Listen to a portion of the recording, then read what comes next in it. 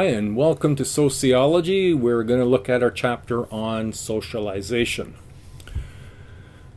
On a cold winter day in 1938, I know it's a long time ago, a social worker walked quickly to the door of a rural Pennsylvania farmhouse, investigating a case of possible child abuse.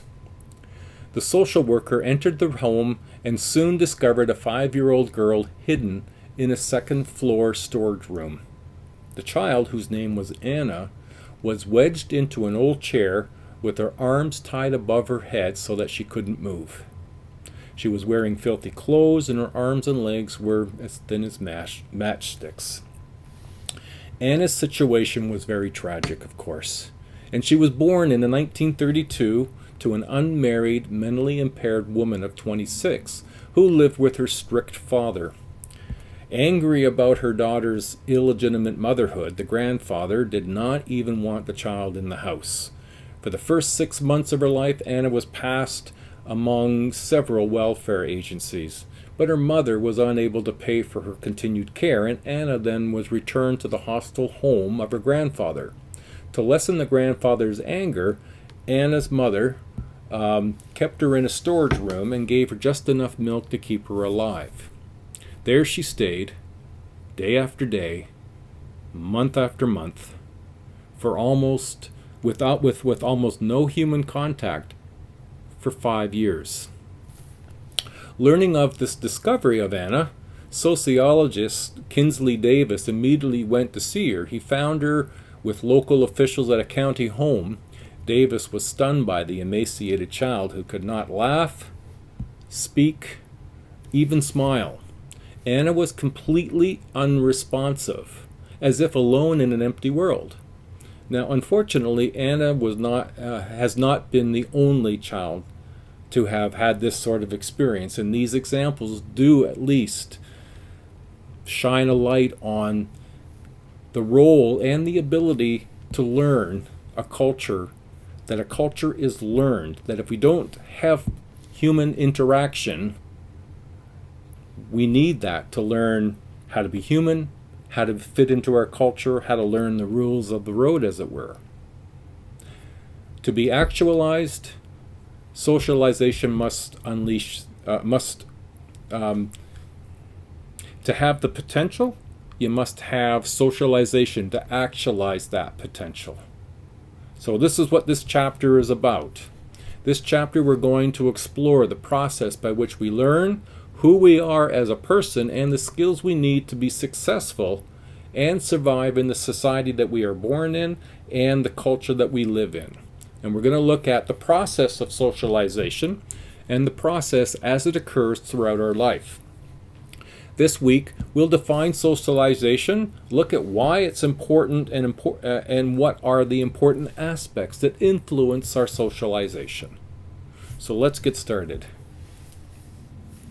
So by definition, socialization is a lifelong process of social interaction through which individuals acquire a self-identity and the physical, mental, and social skills needed for survival in society and is essential for the survival and stability of society.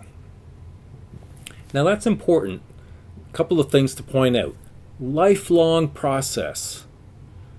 Anna's story lets us know how important our early childhood is and getting some of the very basic learning about how to interact with one another, how to talk, how to engage socially and emotionally appropriately within a given culture and a given group of people. We see how important early is, but we go through socialization all through our life. In fact, your education into your career is a socialization process. And we'll look at that in part 2. Every human being is a product of two forces, heredity and biology, nature and environment or nurture.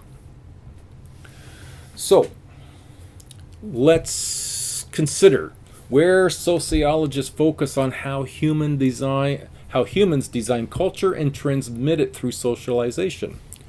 Social biologists assert that nature, the genetic inheritance, plays a major role in shaping human behavior like war, peace, envy, cooperation. In disagreement with the notion that biological principles can be used to explain all human behavior, most sociologists have come to view heredity as providing the basic material, but society as molding this material, giving it its human characteristics.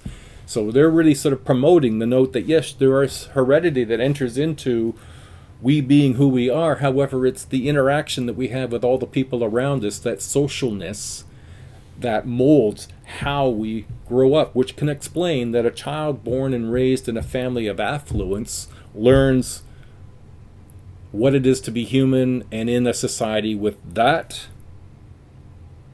experience, and another child born to the same at the same time, maybe even to the same parents, raised in a family that has lower income conditions, that child will learn something different. The nature of the human lies in the social. Studies of children who have been neglected or maltreated, as well as more extreme cases of feral and isolated children. Feral children are children who have been found not among humans, but perhaps in a wooded area and among animals. And such is called a feral child. Isolated children can be done so by parents, like Anna was.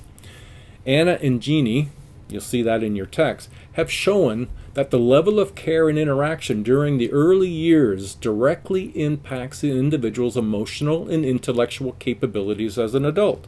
In fact, we have found, I think it was not just Jeannie, but other children who have been found later in life, it's by about age 8 or 9, if the child hasn't been exposed to language, that child will never learn language in their life. So what are the consequences to children of isolation and physical abuse as contrasted with the social interaction and parental attention, or parental affection, I mean? Essentially, when children are getting their needs met through affection, warmth, and closeness, they tend to see the world as safe and comfortable with trustworthy people in it. Children exposed to less than adequate care are not emotionally supported and are rejected and abused, will see the world as hostile and something to fear. This really puts a fine point on the importance of the social relations that we are exposed to and what we learn about the world and ourselves. Now, sociologists emphasize that the social environment is a crucial part to the individual's socialization. It's essential for the individual's survival and the growth. It's essential for the survival and stability of society. So its content varies from culture to culture. What we believe about ourselves and our society and the world is largely a product of our interactions with those around us. You know, you might wonder, where do I get my belief about the world? About who people are, people I like, people I judge as good and bad? Well, all that comes from, initially, our family, our peers, and the social environment around us will shape much of that. We didn't have it born into us, and we didn't choose it ourselves. Now, we can certainly reshape our beliefs, but that's for next week's lesson. The people, groups, and or institutions that teach us what we need to know to participate in society are known as agents of socialization. And so we're going to begin with, of these agents, we're going to begin with family. The most important agent for children, family, is variable. And when I say variable, I mean you have some families that are intact, mom and dad and siblings. You have single-parented families, same-sex parented families, and any number of examples of families that you might be aware of yourself. So families, irregardless of how it appears, how variable it might be, is still the most important agent. It's the first point of contact for children. So how we hold and speak to a child that's born to ourselves, what we say, how we communicate, how we hold them, when we hold them, how long we hold them, how we respond to them, all contribute and shape who that child will ultimately become. Our initial concepts of self, our language, our beliefs, social class, ethnic background, geography, whether it be urban, rural, East Coast, West Coast, are transmitted by family. Now, the functionalists, they indicate the family that the primary function of family is emotional support, security, acceptance, closeness, love.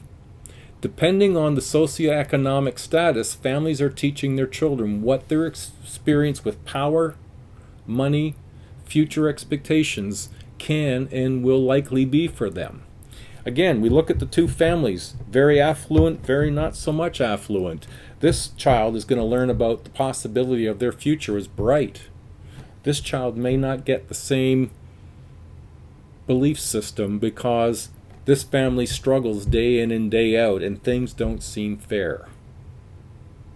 So socialization is also bi-directional, known as reciprocal socialization. Not only are we as children and adults influenced by being socialized, we are also the influencers of socializers. Now, the second group we'll look at in terms of an agent is school. Daycare, elementary schools are where needs of the whole may override the needs of the individual. It's one of the first places children will see that they are not the only center of the earth. My child might be viewed by me as the center of the universe, and they may get that opinion, but as soon as they get among others of their age group in a classroom setting, they soon begin to be aware that I don't always get priority. And so that concept of sharing and making friends prepares children for adulthood. Now, going back to functionalists again here, functionalists see the functionalists as schools as having several functions. One, the school contributes in socialization.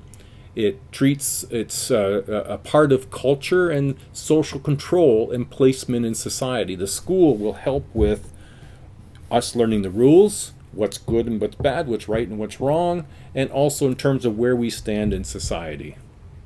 Now, by contrast, the conflict theorists, they'll point to the different experiences students have based on social class, ethnic background, neighborhood, and gender. The identity of what they call the hidden curriculum.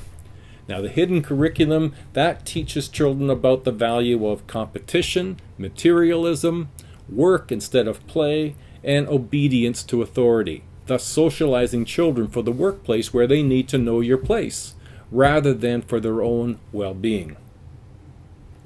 The third group we'll consider in terms of these agents is peer group. It's probably in terms of, we go to have family first, we go to school, we have peers as we get through our teens and adulthood. The greatest influence in adolescence are our peers, people who have common interests and social interests as I do. The sense of belonging and self-worth are a large part of socialization that peers influence. Peers enable us to explore ourselves, separate from our families. We become more aware of what conforming means and the risks of not conforming, all of which helps our cultural socialization. Another agent is media. Media reflects every aspect of society and not necessarily accurately. It affects children, teens, and adults, can include print, web-based, radio, TV, social media, news, magazines, some of the issues that can be involved. It informs us about events.